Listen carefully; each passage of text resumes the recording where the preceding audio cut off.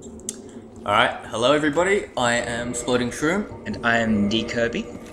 and today we're going to have a bit of a look at some things you can do with mimics in Dark Souls. So we've heard a couple of different people mention that with the mimics you can throw Lloyd's talismans at them and they will sit around and do nothing while you pinch the items that they're hiding. And we've also had a couple of people mention that if the mimics grab you and you spam L1 and R1, the two triggers, for Xbox and PS3, that you will take less damage and you'll break out of their grip a bit quicker.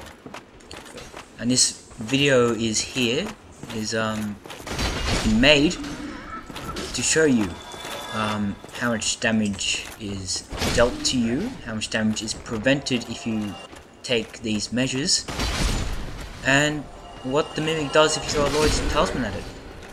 So we'll start up first with Lloyd Talisman as soon as I finish butchering the hollows, and we'll go from there. Here I'll be equipping my Lloyd's talismans. Okay, we're ready. Go. So you'll see that I can run up, grab the item, and it does absolutely nothing to stop me. So that should last for a good 30 seconds or so, the duration of a normal Lloyd's Talisman, and the mimic will just sit there harmlessly until the time runs out. So if you want to, you can run up and kill it. If not, then leave it alone and continue on your merry way. And once it does that and closes itself up, if you try to open it again, it will try to eat you. So yeah, either evade it or attack it. Do not try and open it when it's like that. So here I'm just equipping full giant's leggings, full giant's armor with a ring of favor and protection and tiny beings ring. And this first one will be with no additional input from me, only me pressing the X button to open the chest. I'll heal you up. With 2034 HP.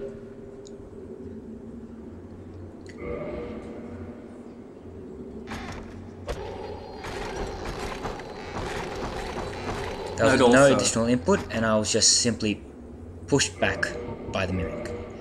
And I took about 500 damage from that. So yeah, a lot of that was prevented using the giant's armor. But now this time I'll open it with me spamming the R1 and L1 buttons. They can see me actively trying to get off the mimic, and I've got 1630 HP, I think, on that. And so yeah, I prevented about 1/5 of the damage that I was dealt. So here I'm just taking everything off, and with splodingshroom hopefully healing me. Nope. Just being agent here with no additional input, just being pushed back, and I've been dealt quite a bit of damage. I'm on 700 HP at the moment, so that's a lot of HP cut off. Heal you back up once again. Now here we've decided to rest once because it couldn't grab us properly when we were too close up against the wall. So here is me again, doing it with no additional input. Here, see my health going down. Again, 700 HP. Now, I could box. now this time I'm going to spam R1 and L1 once I try to open the mimic.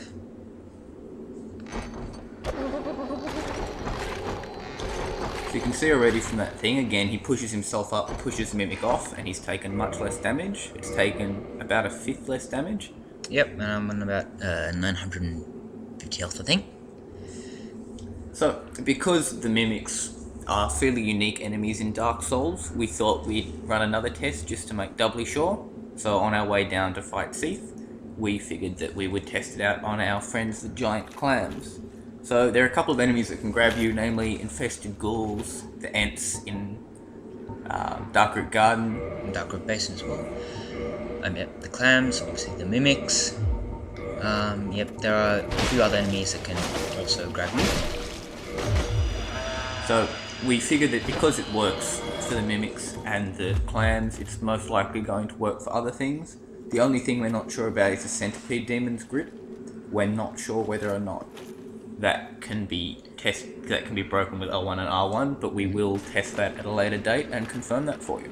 Yeah, well, see here that we're at the crystal caves where all the clams are at, and we really don't want to be ganked upon by, you know, lots and lots of clams, so we just got rid of and killed one of them. Now here I've got Havel's shield on with a pretty much full dex, full durability, and yep, I'm here back get grabbed. This is with no additional input. Note also the durability damage that you take from the clam.